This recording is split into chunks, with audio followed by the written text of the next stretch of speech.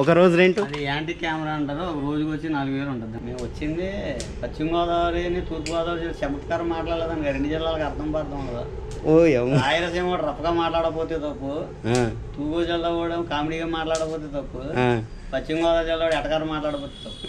మీరు అందుకే మాకు పశ్చిమ గోదావరి జిల్లా కాబట్టి ఎటకారం మాట్లాడతాం.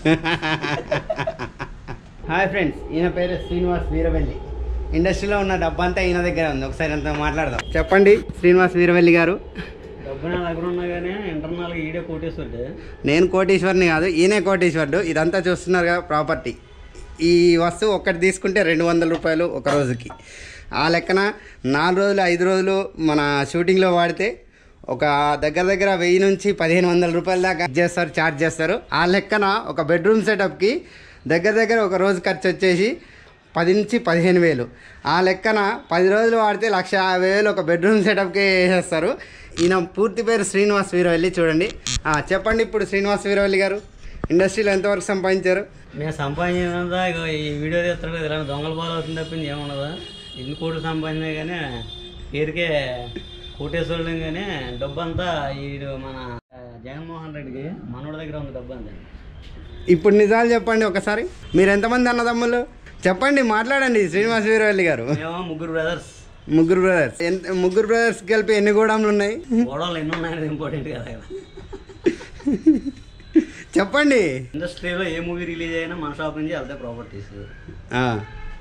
ప్రభాస్ అయినా మహేష్ బాబు అయినా ఏ మూవీ అయినా ప్రాపర్టీస్ అనేది వెళ్ళేది అమ్మ ప్రాపర్టీస్. చెప్పండి ఇంకా ఇంకేం చెప్తాం. మీరు ఇంతకుముందు ఏం చేసేవాళ్ళు ఇండస్ట్రీలో? Production manager, movies executive. మీ తమ్ముడు ఏం వర్క్ చేసేవాళ్ళు? Art director. పేరు? మురళీకృష్ణ.